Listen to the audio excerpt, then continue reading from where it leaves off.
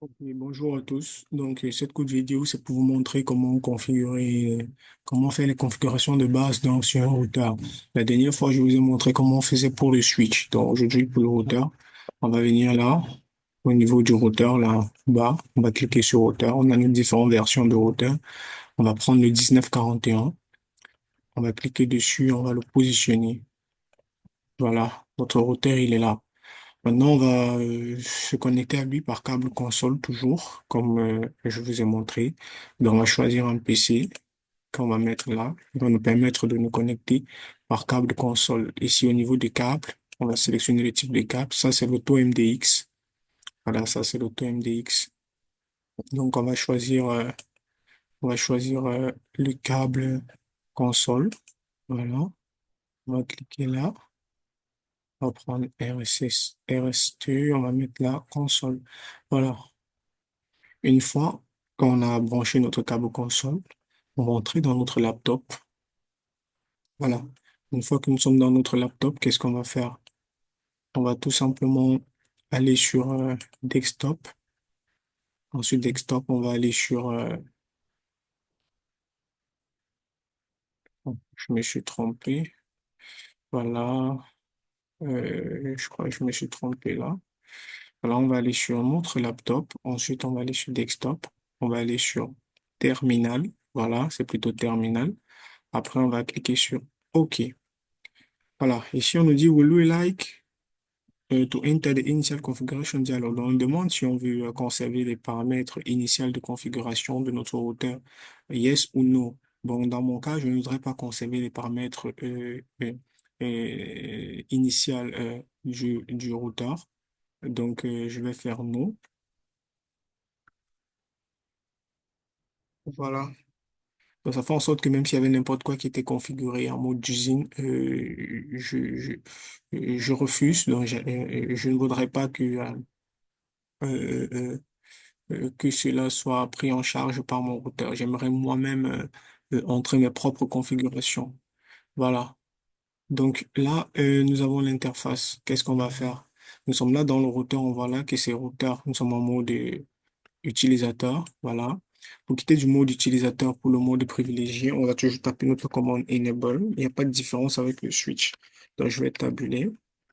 Voilà, j'ai accès directement au mode privilégié. Donc, la première des choses qu'on va d'abord faire, c'est qu'on va changer le nom de notre routeur. On va changer avec la commande hostname. On va faire host. Bon, hostname ne fonctionne pas en mode privilégié. Donc, on va plutôt passer en mode configuration globale. On va faire conf t. Donc, pour dire configure terminal, on peut tabuler configure terminal. On va valider. Voilà. Maintenant, là, on peut taper hostname. Voilà, on va appeler notre routeur R1. Moi, je vais mettre R1 en majuscule. J'ai validé. Vous vous rendez compte que là, ici, au niveau du début, là, il y a R1 pour dire que le nom du routeur a changé. Il s'appelle désormais R1. OK. Après avoir fait ça, qu'est-ce qu'on va faire d'autre? On va regarder la slide ensemble. Voilà. On va mettre le mot de passe, pour bloquer l'accès en mode enable. Donc, pour bloquer l'accès au mode privilégié. Voilà. Donc, on va tout simplement taper notre commande, comme exactement on avait fait, avec, comme on l'avait fait avec le switch. Donc, on va taper la commande enable secret et on va mettre le mot de passe. On va mettre le mot de passe, je vais mettre un mot de passe, je vais dire routeur 1, 2, 3, 4. Voilà, enable secret. Voilà, ce mot de passe permet de verrouiller l'accès au mode privilégié. OK, enable secret. Maintenant, on va protéger l'accès en mode console. Voilà, on va taper la commande line console 0 dans cette commande-ci pour protéger l'accès en mode console. Donc, c'est ce qu'on va faire là tout de suite. On va donc taper line console 0. Ensuite, qu'est-ce qu'on tape? On va taper password. On met le mot de passe pour protéger l'accès en mode console. Alors, on va mettre password. Je vais toujours mettre routeur 1, 2, 3, 4. Je valide. Ensuite, on va faire login. Voilà. Une fois qu'on a fait ça, C'est terminé. Maintenant, on va configurer la line VTI. On avait dit que la line VTI permettait de sécuriser l'accès au mode de distance, au mode distant. Maintenant, on va configurer la line VTI. On va mettre le mot de passe qui va avec. On va faire login comme d'habitude. Maintenant, en plus de ça, on va ajouter maintenant la connexion en mode SSH ou Telnet. En ajoutant la commande transport input SSH Telnet. Voilà, ça va faire en sorte qu'une fois que le SSH sera configuré, ou bien une fois que le Telnet sera configuré, ils seront obligés de rentrer le mot de passe en mode line config ici. Voilà, donc c'est ce qu'on va taper. On va taper line VTI 04, on va mettre le mot de passe, on va faire login. Voilà, on va tout simplement, on va taper là.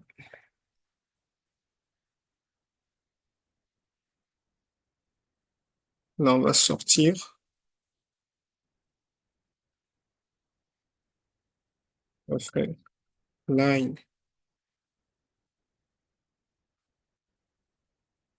VTI 04, on va mettre le password, on va toujours mettre routeur 1, 2, 3, 4, on va mettre login.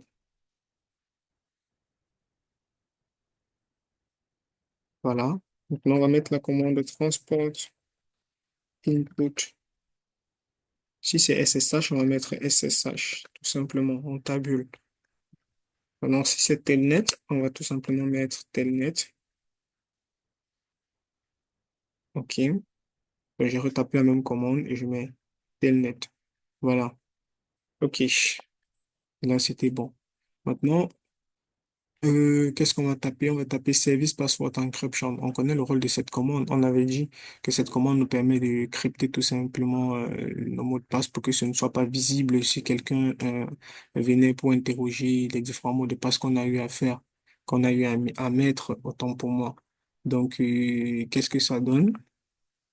Par exemple, si je vais vérifier, OK, je vais me mettre en mode utilisateur. Je vais rentrer en appuyant Exit.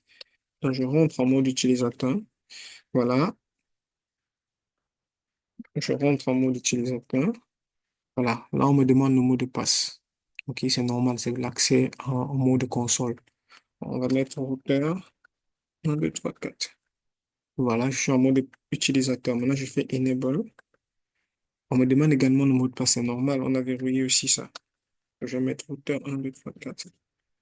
Maintenant, je vais vérifier, on a dit pour la commande, pour vérifier toutes les configurations qu'on a effectuées sur notre routeur ou sur notre switch, on tape la commande show.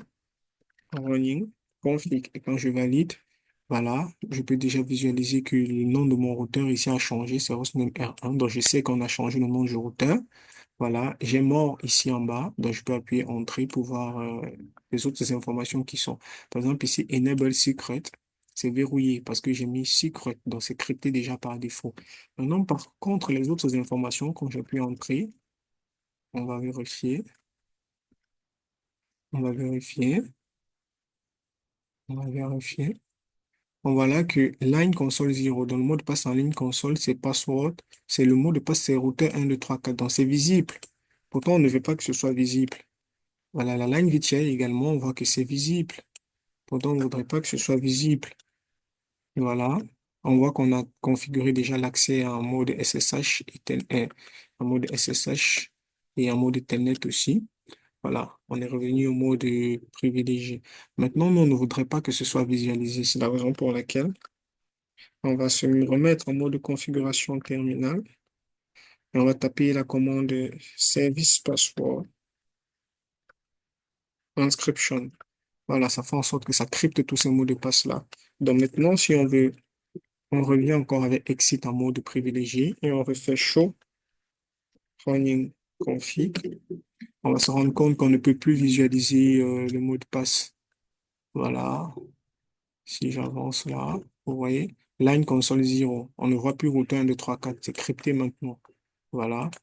Et quand j'ai pu entrer également là, on voit que c'est crypté également. Voilà. Donc, on voit que ça a été crypté. OK. Maintenant, on va continuer donc nos configurations. On va créer un banner mode. On avait vu le banner mode la dernière fois. OK. Le banner mode, c'est un message qui alerte toute personne qui tente de se connecter à notre équipement pour lui dire qu'il n'a pas d'accès, soit accès interdit. OK. Voilà. Donc, on va configurer le banner mode. Voilà. On va tout simplement faire banner. Ah, c'est pas à ce mode. C'est au mode configuration globale. Donc, on va faire configurer terminal. On va faire banner mode. Voilà. On va mettre le message qu'on souhaite. Bon, pour mettre ce message, voilà. On va mettre ça entre des dièses.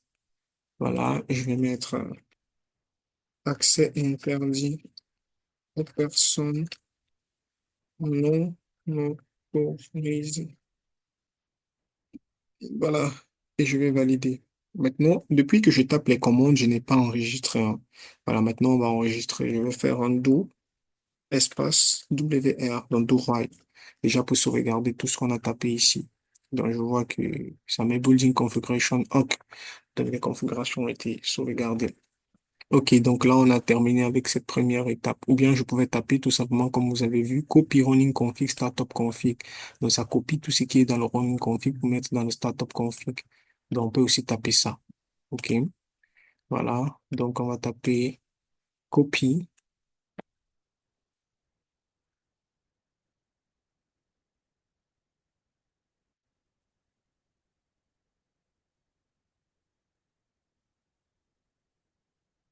copy running config, startup config.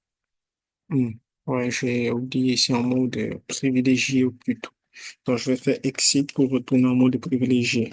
Voilà, je vais maintenant faire copy. Running config. Quand je table, ça sort directement espace startup config et je valide. Voilà,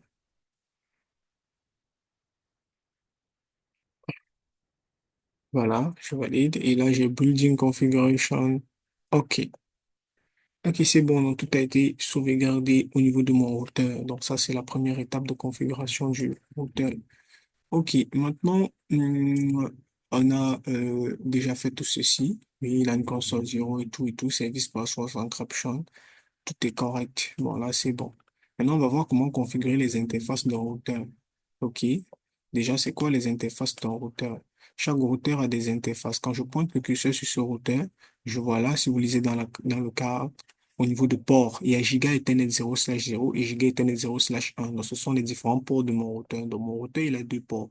Il a le Giga Ethernet 0/0 et il a le Giga Ethernet 0/1. Voilà, donc on peut configurer les giga Ethernet 0/0 ou les giga Ethernet 0/1. Maintenant, si moi je veux configurer les giga Ethernet 0/0, qu'est-ce que je vais faire? Je vais tout simplement me positionner en mode de configuration terminal, ok, et je vais taper la commande interface, je mets face Ethernet. Ah, j'ai oublié que mes ports sont en giga Ethernet. Voilà, donc je vais pas faire face Ethernet, je vais faire giga Ethernet. Voilà, c'est important toujours de vérifier. On va faire interface. Je tabule giga Ethernet. C'est 0/0 que je veux configurer, donc je vais faire 0/0 et je valide. Voilà, maintenant je vais donner configurer une interface, veut dire quoi? Voudrait dire lui donner une adresse IP et un masque de sous-réseau. Voilà, dans l'interface 0/0, je vais mettre l'adresse IP en faisant IP, espace, adresse, je tabule. Je vais mettre 192.168.10.1. Voilà, ça sera la passerelle de mon réseau. Voilà. Espace, je mets le masque de sous-réseau 255.255.255.0 et je valide. Voilà. Donc maintenant, qu'est-ce que je vais faire? Je vais donc activer l'interface. OK? Avec la commande no shutdown. Voilà. Activer toujours, il faut toujours activer l'interface du routeur après l'avoir configuré. Sinon, l'interface sera tout rouge. Là, quand on l'active, ça passe au vert. Voilà, mais là, vous ne visualisez pas parce que je suis connecté avec un laptop à câble console. Mais quand je vais monter dans le réseau, vous verrez mieux. Voilà, maintenant, je peux faire un do write. On peut sauvegarder. Voilà. Donc, c'est de cette manière. Ce sont ces adresses-là que vous avez ici. Voilà. Maintenant, le shutdown, ça active l'interface. Voilà. Donc, c'est un peu ça. Donc, on va maintenant essayer de faire un petit câblage. On a terminé les configurations. Euh, je vais donc supprimer Je vais faire exit d'abord, donc je sors totalement. Je vais supprimer notre PC. OK. On va le supprimer. Voilà. On revient en mode souris. On va donc mettre d'autres PC. On va créer notre petit réseau. Donc, je vais mettre un laptop là, un deuxième laptop là. Voilà.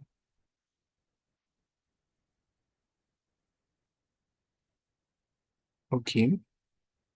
Je vais les connecter. Voilà. Je vais prendre la connexion auto MDX là. Je vais connecter là. Je vais connecter. On va, bon, on va reprendre. J'ai fait une petite erreur là. Je vais créer un petit réseau. Je vais mettre un switch au milieu qui va connecter qui va connecter mes deux PC. Donc, je vais mettre là un laptop. Je vais mettre là aussi un laptop. Je suppose que j'ai trois ordinateurs. Voilà. Je vais maintenant les connecter au switch, au MDX. Voilà. Voilà. Je connecte au routeur. Voilà. Vous voyez que le routeur là, pour connaître l'interface sur laquelle est connecté ce câble, quand je positionne le pointeur là, si vous voyez, c'est giga 0/0. Je pointe là giga 0/0. Si je veux afficher les interfaces, je viens sur je crois que c'est Tools. Je crois que non, c'est Option, voilà. Préférences, voilà. Et je coche Always Show port. Vous voyez, quand je coche, tous les ports apparaissent là. Voilà. Et je ferme. OK, donc voilà, le giga Ethernet 0/0. Vous voyez, c'est déjà activé. Donc tout est ouvert. Voilà, voilà mon réseau qui est câblé. Vous allez peut-être me dire pourquoi je n'ai pas configuré le switch. Bon, par défaut, même si on ne configure pas le switch, ça n'empêche que le trafic s'effectue correctement. Mais pour des raisons non valables, on va configurer le switch. Déjà qu'au niveau du routeur, on a mis l'adresse IP 192.168.10.1. C'est ce qu'on a configuré, non? Voilà, c'est l'interface 0/0. Je vous ai montré comment on configure ça. Donc, c'est cette adresse-là qu'on a mis. Voilà. Et maintenant, je vais configurer les PC simplement. Pour configurer un PC, qu'est-ce que je fais? Déjà, je suis dans le réseau 192.168.10.0/24. Donc, je vais configurer les PC dans ce réseau-ci. Déjà, le routeur a pris 10.1. Le switch va prendre 10.2. Le laptop-ci va prendre 10.3. Lui, il va prendre 10.4 et lui, il va prendre 10.5. Voilà, donc je vais mettre ici point 3. Si je veux mettre point 4. Si je veux mettre point 5. Voilà, je vais arranger. Lui, il est 10.3. Lui, il est 10.4. Et lui, il est 10.5. Maintenant, ici, je vais mettre, ça, c'est le switch. Il aura 10.2. Voilà. OK. Voilà. Maintenant, on a déjà configuré pour le routeur. Pour vérifier les configurations du routeur, on peut entrer là, on double-clique dans le routeur, on vient sur CLI. Voilà. Tout est déjà hop. On appuie Entrée. On demande le mot de passe, c'est normal. On a mis routeur 1, 2, 3, 4. Voilà. On va faire Enable. On va encore mettre routeur 1, 2, 3, 4. Voilà. On va faire Show interface brief. Show interface brief voudrait dire quoi? Ça voudrait dire que on nous affiche, euh, on nous affiche tout simplement les interfaces. C'est Show IP interface brief, autant pour moi. Show IP interface brief. Voilà. C'est cette commande Show IP interface brief. Ça nous affiche les différentes configurations qu'on a fait sur l'interface. Voilà, quand je valide, vous voyez là qu'on a nos deux interfaces, Giga Ethernet 0/0 et Giga Ethernet 0/1. Vous voyez là que Giga Ethernet 0/0 a l'adresse 192.168.10.1. Et ça a été, c'est hop, parce que j'ai activé l'interface avec la commande no shutdown. Mais le 0/1 n'est pas configuré. Donc, c'est l'autre interface qui ne nous concerne pas pour le moment. Voilà. C'est pour ça que c'est down. Voilà. C'est bon. Maintenant, il faudrait donc qu'on adresse aussi nos PC. On doit mettre la 10.3 sur ce PC. Pour configurer le PC, on clique sur le PC. On vient ici sur IP configuration, on clique. On vient ici. On sera sûr que c'est en statique. Et on va mettre l'adresse 192.168.10.3. On clique là directement pour avoir le masque de sous-réseau. Et il nous faut mettre la gateway dans la passerelle par défaut. C'est quoi? C'est l'adresse IP du routeur. Sinon, il ne pourra pas sortir.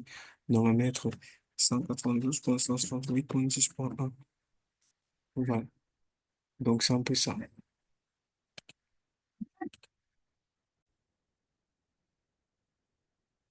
Voilà. Donc, voilà comment on configure un PC. Dès qu'on a fait ça, on va juste venir faire, on va fermer là. Maintenant, on va venir sur ce laptop-ci. On va cliquer. On va venir sur desktop, autant pour moi, et on vient sur IP configuration. On sera sûr qu'ici en statique. Et je mets 192.168.10.4 parce qu'on a décidé de le mettre 10.4. C'est toujours important de faire parler votre schéma en mettant comme j'ai mis là. Vous venez juste cliquer sur Subnet Mask qui est la passerelle, qui est le masque de sous-réseau. Ça vient tout seul. Et la défaut gateway qui est la passerelle par défaut. Vous mettez l'adresse IP du routeur. Voilà, la passerelle par défaut, c'est toujours l'adresse IP du routeur ici qu'on a fait. Et on ferme. Maintenant, ici, on va mettre 10.5. On vient sur desktop, IP config, 192.168.10. Le point combien? C'est point 5. Oui, point 5. Voilà, on a là et on met tout simplement la passerelle par défaut. Voilà, on peut maintenant fermer. Maintenant, on va configurer notre switch. On va entrer dans le switch en cliquant juste dessus et on vient sur CLI. Voilà, on va faire enable.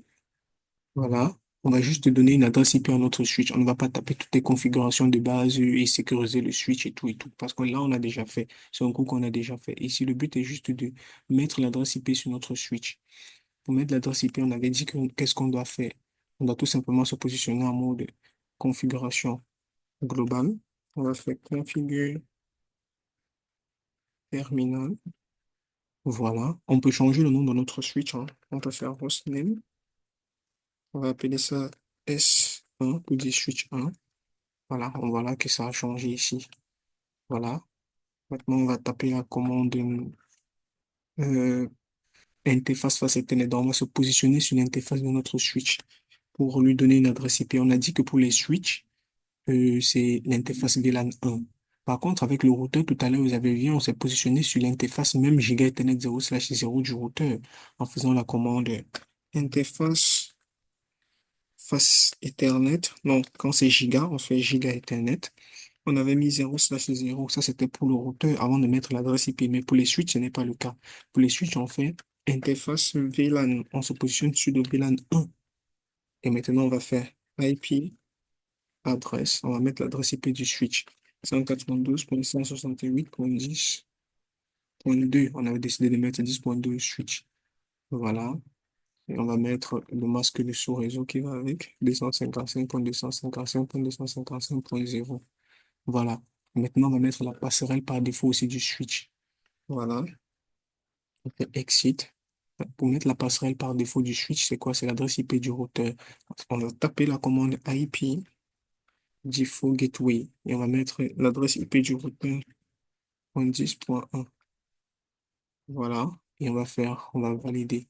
On va enregistrer avec do WR do write.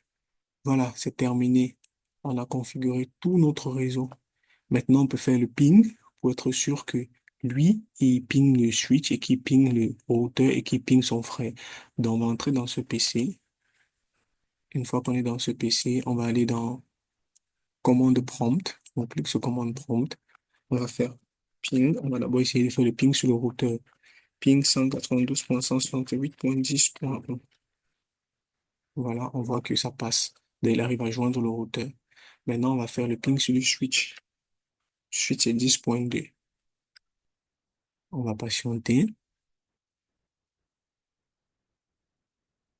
Ok, là, ça ne fonctionne pas. C'est tout à fait normal. Parce qu'on a oublié quelque chose. J'ai oublié d'activer l'interface VLAN 1 du switch que j'ai configuré. Pour le routeur, rappelez-vous, on a activé l'interface après avoir configuré l'adresse IP. Mais pour le switch, on ne l'a pas fait. Donc, je vais venir ici dans le switch. Je vais cliquer. Je vais me repositionner sur l'interface. Donc, interface VLAN 1. Voilà. Et je vais taper la commande no shutdown. Voilà, c'est passé à hop. Donc, quand vous configurez l'adresse IP sur un switch ou sur l'interface d'un routeur, il faut toujours taper la commande no shutdown pour l'activer. Voilà, c'est cette commande ici. No shutdown. Voilà. OK, on va revenir. Voilà, maintenant c'est passé tout hop. Et maintenant, vous allez voir que quand je vais refaire le ping, ça va fonctionner. Je vais revenir là. On va relancer 10.2. On va patienter. Voilà, vous voyez maintenant que ça fonctionne.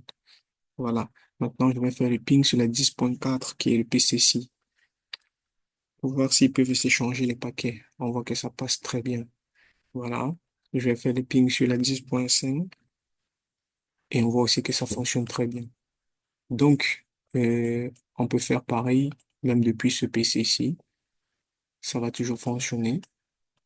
Donc, on fait le ping sur 192.168.10.1 qui est l'adresse IP du routeur. Ça passe. Voilà. On va faire le ping sur le switch. On va patienter. On va patienter et ça prend. Voilà, maintenant on va faire le ping sur le confrère 10.4 qui est le PC d'à côté, ça passe. Et on va faire le ping sur le confrère 10.3 et ça passe. Donc vous pouvez faire la même chose chez vous. Si vous avez un souci, n'hésitez pas à me contacter. Vous avez toutes les commandes dans ce cours-là, configuration d'un commutateur. Mais la vidéo que je vous ai donnée est largement suffisante. Ça balaye tout ce cours-ci. Ça balaye tout ce que je viens de vous montrer. Ça, c'est les passerelles par défaut. Ça vous montre comment configurer la passerelle.